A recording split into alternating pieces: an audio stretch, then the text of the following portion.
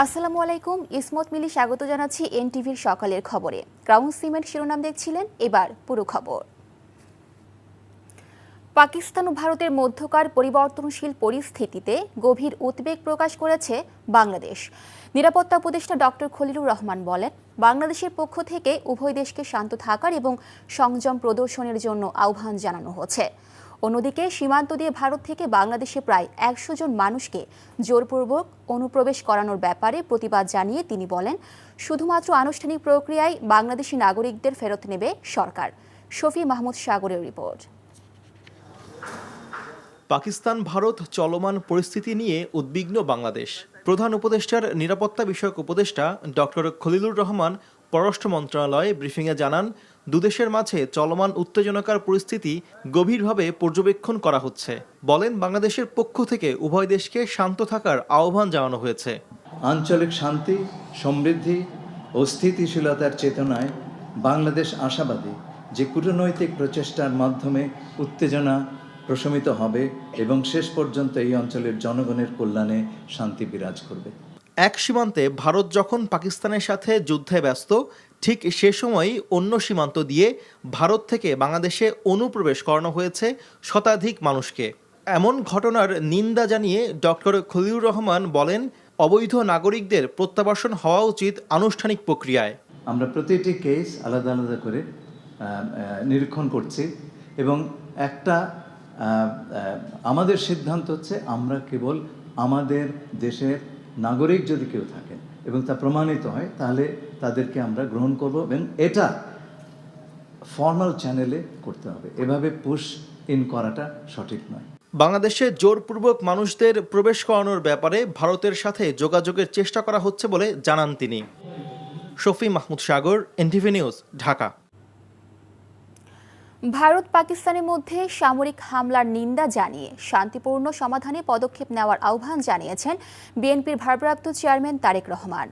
নিজের ফেসবুক পেজে দেওয়া বিবৃতিতে এ আহ্বান জানান তিনি। প্রতিবেশী দেশে উত্তেজনা বৃদ্ধি পাচ্ছে উল্লেখ করে সামরিক হামলায় ক্ষতিগ্রস্ত পরিবারের প্রতি সমবেদনা জানান তারেক রহমান।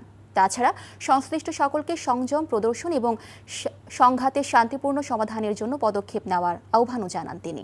বলেন, অভিন্ন স্বার্থ এবং আকাঙ্ক্ষার উপর নির্মিত একটি স্থিতিশীল এবং শান্তিপূর্ণ অঞ্চল সকলের সর্বোত্তম স্বার্থে কাজ করে। বাংলাদেশি নাগরিকদের জন্য ভিসা চালু করার বিষয়ে অগ্রগতি অর্জিত হওয়ায় সংযুক্ত আরব আমিরাতকে ধন্যবাদ জানিয়েছেন অন্তর্বর্তী সরকারের প্রধান উপদেষ্টা অধ্যাপক ডক্টর মোহাম্মদ ইউনূস। একই সঙ্গে তিনি বিভিন্ন খাতে দেশটির বিনিয়োগ প্রস্তাবকে স্বাগত জানিয়েছেন। রাষ্ট্রীয় অতিথি ভবন যমুনায় ইউএই এর টলারেন্স অ্যান্ড এক্সিস্টেন্স বিষয়ক ক্যাবিনেট মন্ত্রী শেখ নাহায়ান বিন মোবারক আল নাহায়ানের নেতৃত্বে একটি উচ্চ পর্যায়ের প্রতিনিধি দল প্রধান উপদেষ্টার সঙ্গে সাক্ষাতে ইউএইকে ধন্যবাদ জানান। এ সময় আল নাহায়ান প্রধান উপদেষ্টাকে বলেন, বাংলাদেশের প্রতি সংহতি প্রকাশ এবং বন্ধুত্ব পুনর্ব্যক্ত করতে আমিরাতের প্রেসিডেন্টের নির্দেশে এই সফর এসেছেন। এই সৌহার্দ্যমূলক উদ্যোগের প্রশংসা করে অধ্যাপক ইউনূস বিভিন্ন খাতে দেশটির বিনিয়োগ প্রস্তাবকে স্বাগত জানান। ভিসা নীতিতে শিথিলতার জন্য দেশটির প্রতি কৃতজ্ঞতা প্রকাশ করেন তিনি। প্রতিনিধি দলটিতে অন্যান্যের মধ্যে ছিলেন দেশটির পররাষ্ট্রমন্ত্রী আহমেদ বিন আলী আল সায়েক, বিনিয়োগ মন্ত্রণালয়ের আন্ডার সেক্রেটারি আব্দুর রহমান আল হাওয়ি। ভারত পাকিস্তান যুদ্ধ চায় না বাংলাদেশ, তবে এক ধরনের প্রস্তুতি আছে এবং পরিস্থিতি পর্যবেক্ষণ করা হচ্ছে বলে জানিয়েছেন পরিবেশ বিষয়ক উপদেষ্টা সৈয়দ রিজওয়ানা হাসান। আর মিয়ানমারকে করিডোর দেবার বিষয়ে কোনো সিদ্ধান্ত হয়নি বলে জানান তিনি। অন্তর্বর্তী সরকারের 9 মাস পূর্তি উপলক্ষে এনটিভিকে দেওয়া একান্ত সাক্ষাৎকারে এসব বলেন তিনি। আর নির্বাচন নিয়ে কোনো চাপ নয়, তবে রাজনৈতিক দলগুলো চাইলে নির্বাচন এগিয়েও আসতে পারে। রিপোর্ট করছেন রুকনউদ্দিন। প্রতিবেশী দেশে যদি উত্তেজনা চলে, যুদ্ধ অবস্থা বিরাজ করে, সেটাতে আপনার কিছু প্রাথমিক প্রস্তুতি তো নিয়ে রাখতেই হয়। যেমন ধরেন, আপনি ভারতের আকাশসীমা ব্যবহার করে আপনার বিমান চলে, সেগুলো আমাদের জন্য একটা কনসার্নের জায়গা। কিন্তু আমরা অবশ্যই আশা করব যে যুদ্ধ হবে না। উই আর ওয়াচফুল, আমরা দেখছি পরিস্থিতি কোন দিকে যায়। আমরা মনে প্রাণে আশা করি যে আমাদের প্রতিবেশী দেশ যুদ্ধে জড়াবে না। বলেন, মিয়ানমারের সাথে করিডোর বিষয়ে এখনো কোনো সিদ্ধান্ত হয়নি। একটা প্রস্তাবনা আছে যে মায়ানমারে যদি দুর্ভিক্ষ অবস্থা সৃষ্টি হয়, তাহলে বাংলাদেশের মধ্য থেকে একটা করিডোর ব্যবহার করতে পারবে কিনা, এটা একটা প্রস্তাবনা। এখন এই প্রস্তাবনাও যে ডেফিনিট কোনো প্রস্তাব আমাদের কাছে লিখিত আকারে দেয়া হয়েছে তা না, ফলে এটার ব্যাপারে সরকার অবস্থান স্পষ্ট করেছে যে এরকম কোনো সিদ্ধান্ত আসলে গ্রহণ করা হয়নি। রোজার ঈদের আগে নিত্যপণ্যের দাম সহনীয় রাখতে পারার মতো কোরবানি ঈদের সময় চামড়ার ন্যায্য দাম সরকার নিশ্চিত করতে চায় বলে জানান তিনি।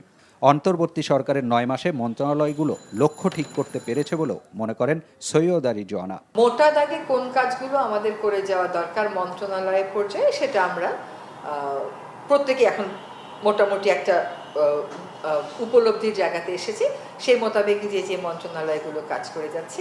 এর আগের বছরগুলোতে বাজেটগুলো ফুলিয়ে ফাঁপিয়ে দেখা হতো, আমরা এবার এটাকে অস্টারিটি বাজেট বা কৃচ্ছতা সাধনের বাজেট বলছি, যে খুব প্রয়োজন যে কাজগুলো সেগুলোই আমরা হাতে নেব, বাকি কাজগুলো নির্বাচিত সরকার যখন আসবেন তাদের তো সেই লিবার্টি থাকবেই।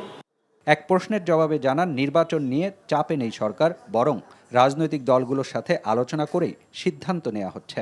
আমরা নির্বাচন করতে যেহেতু বদ্ধপরিকর, সুতরাং আমাদের বাড়তি চাপের কোনো বিষয় আমি মনে করি না। তবে রাজনৈতিক দলগুলো হয়তো সময়ের ক্ষেত্রে এক ধরনের কথা বলতে পারে, যে আমরা যেহেতু বলছি জুন পর্যন্ত, তারা যদি বলেন যে না তারা এর আগে চান, সেখানে নিশ্চয়ই আলাপ আলোচনা করে একটা সমাধানে আসা যাবে। রাজনৈতিক দলগুলোকে নিয়ে বড় বড় সংস্কারের ক্ষেত্রে আলোচনা চলছে।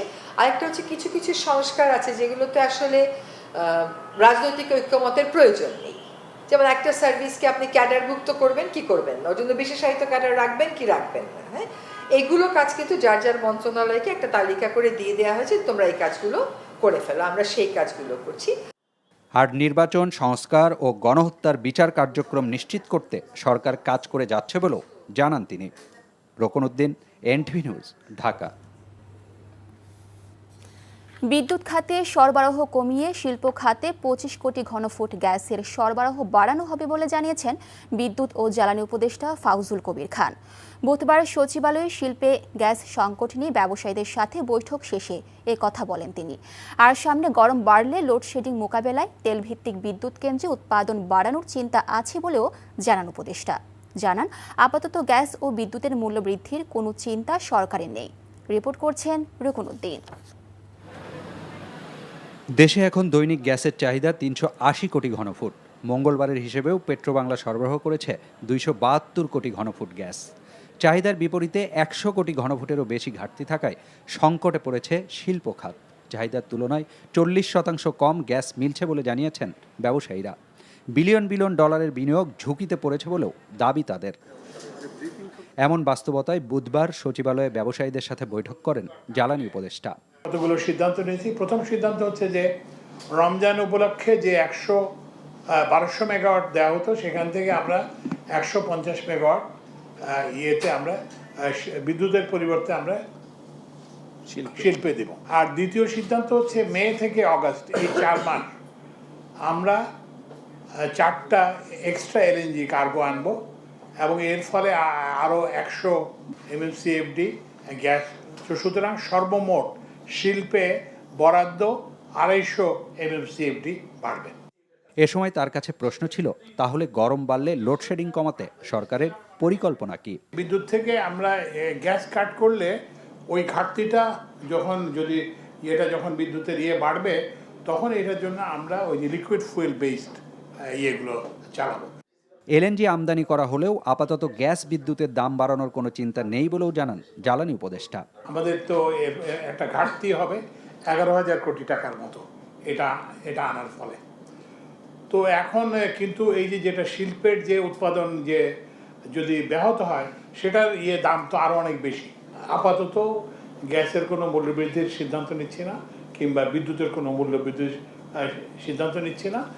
দেশে এবছর 50টি গ্যাস কূপ খনন কার্যক্রম পরিচালনা করা হবে, যেখান থেকে 50 কোটি ঘনফুট গ্যাস মিলতে পারে বলেও জানান তিনি।